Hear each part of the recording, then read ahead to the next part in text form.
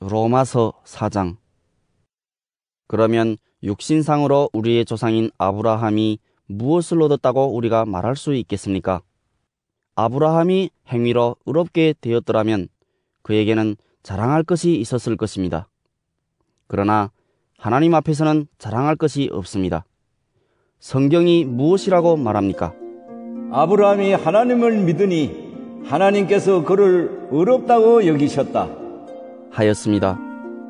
일을 하는 사람에게는 품삯을 은혜로 주는 것으로 치지 않고 당연한 보수로 주는 것으로 생각합니다. 그러나 경건하지 못한 사람을 의롭다고 하시는 분을 믿는 사람은 비록 아무 공로가 없어도 그의 믿음이 의롭다고 인정을 받습니다.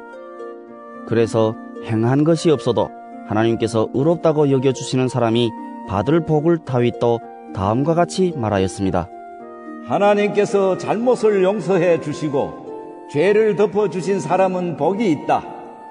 주님께서 죄 없다고 인정해 주실 사람은 복이 있다.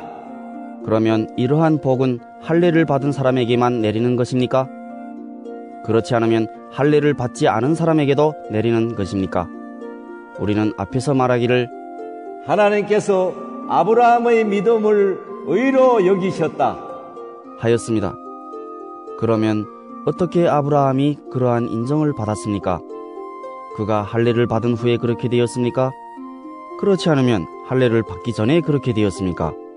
그것은 할례를 받은 후에 된 일이 아니라 할례를 받기 전에 된 일입니다. 아브라함이 할례라는 표를 받았는데 그것은 그가 할례를 받지 않은 상태에서 이미 얻은 믿음의 의의를 확증하는 것이었습니다. 그래서 그는 할례를 받지 않고도 믿는 모든 사람의 조상이 되었으니 이것은 할례를 받지 않은 사람들도 의롭다는 인정을 받게 하려는 것이었습니다. 또 그는 할례를 받은 사람의 조상이 되기도 하였습니다. 다시 말하면 할례만을 받은 것이 아니라 또한 우리 조상 아브라함이 할례를 받지 않은 상태에서 걸어간 믿음의 발자취를 따라가는 사람들의 조상이 되었습니다. 아브라함이나 그 자손에게 주신 하나님의 약속, 곧 그들이 세상을 물려받을 상속자가 되리라는 것은 율법으로 말미암은 것이 아니라 믿음의 의로 말미암은 것입니다. 율법을 의지하는 사람들이 상속자가 된다면 믿음은 무의미한 것이 되고 약속은 헛된 것이 됩니다. 율법은 진노를 불러옵니다. 율법이 없는 곳에는 범법도 없습니다. 이런 까닭에 이 약속은 믿음에 근거한 것입니다.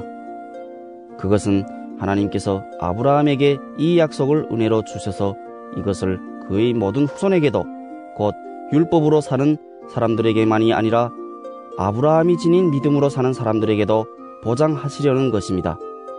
아브라함은 우리 모두의 조상입니다. 이것은 성경에 기록된 대로 내가 너를 많은 민족의 조상으로 세웠다 함과 같습니다. 이 약속은 그가 믿은 하나님, 다시 말하면 죽은 사람들을 살리시며 없는 것들을 불러내어 있는 것이 되게 하시는 하나님께서 보장하신 것입니다.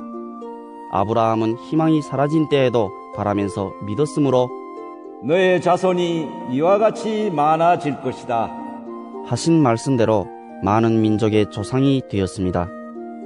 그는 나이가 100세가 되어서 자기 몸이 이미 죽은 것이나 다름없고 또한 사라의 태도 죽은 것이나 다름없는 줄 알면서도 그는 믿음이 약해지지 않았습니다. 그는 하나님의 약속을 믿고 의심하지 않았습니다. 오히려 그는 믿음이 굳세어져서 하나님께 영광을 돌렸습니다. 그는 하나님께서 스스로 약속하신 바를 능히 이루실 것이라고 확신하였습니다. 그래서 하나님께서는 이것을 보시고 그를 의롭다고 여겨 주셨습니다. 그가 의롭다는 인정을 받았다 하는 말은 아브라함만을 위하여 기록된 것이 아니라 하나님께서 의롭다고 여겨주실 우리, 곧 우리 주 예수를 죽은 사람들 가운데서 살리신 분을 믿는 우리까지도 위한 것입니다. 예수는 우리의 범죄 때문에 죽임을 당하셨고 우리를 의롭게 하시려고 살아나셨습니다.